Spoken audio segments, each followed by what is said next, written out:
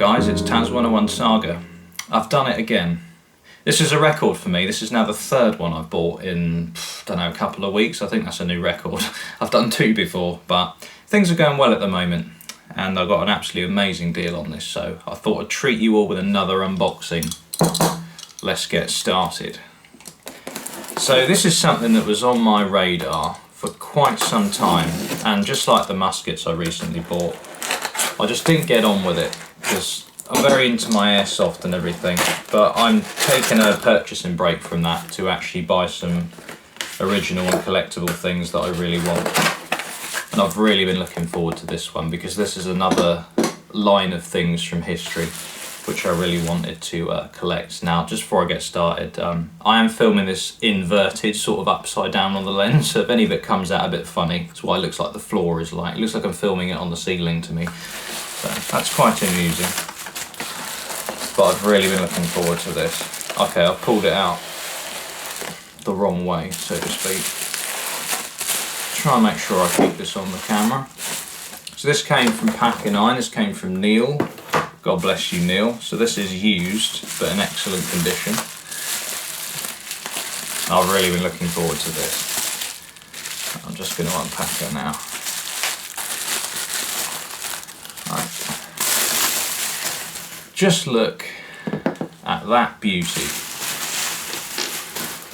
Right, now because I'm not Alec Baldwin, the very first thing I'm going to do is check all the chambers. That's fine.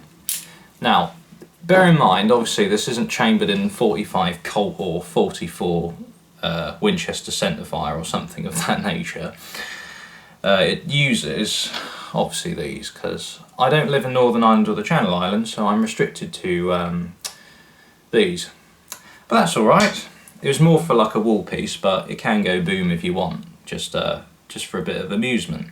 Looks like it needs a little bit of a clean in there, but sorry, I'm trying to fit this all on the camera. It's quite long, isn't it? This is a 7.5 inch barrel model. Colt 1873 single action army. Probably one of the most famous iconic guns ever. It's got a bit of weight to it, definitely. It's also got the patent markings there. I'll do some close-up pictures towards the end.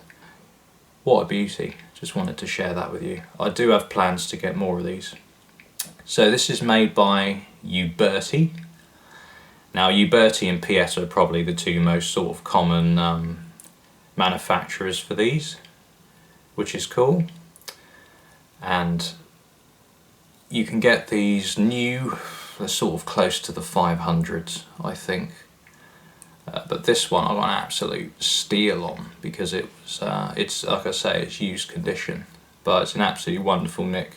I was aware of this little tiny scratch from the barrel there, but it's hardly prevalent, so that's alright. It's going to get a nice little oil over with some ballast oil soon anyway, so I'll go a close-up on some of these markings. But I think something that I found out about Uberti actually is, although they're sort of marked up, you won't be able to see it from there, it's very, very discreet. You can't really kind of see that.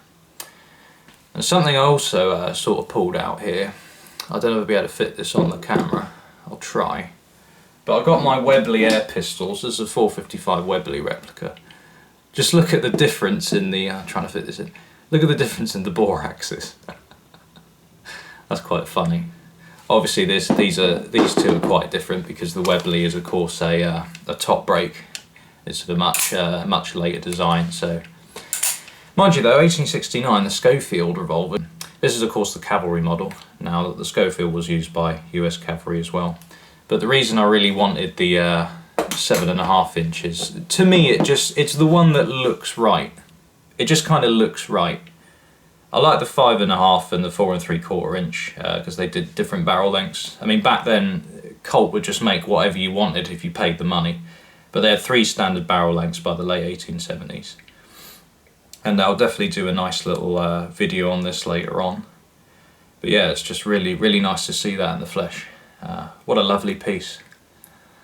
I actually recently watched Hostiles again, if anyone has seen that movie. And of course that's what Christian Bale and his fellows are packing in that film, because of course they are US cavalry. And what a great movie. I really recommend that film. if you have like a short attention span and you get bored easily, don't watch it. It's a deeper film that makes you think. So another quick look at this. So add the 4 clicks like you do on the Colt, and this is your ejector rod, which obviously you have to actually line the cylinder up with directly. There you go.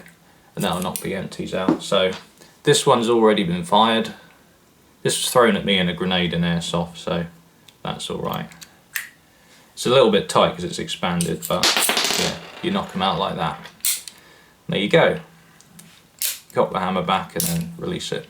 So the firing pin is actually directly on the hammer, which is why you have the load one, skip one thing with these revolvers, because you might not be able to see, but yeah, you can just about see it there. The firing pin is actually like right in there, because these don't have a transfer bar like later revolvers.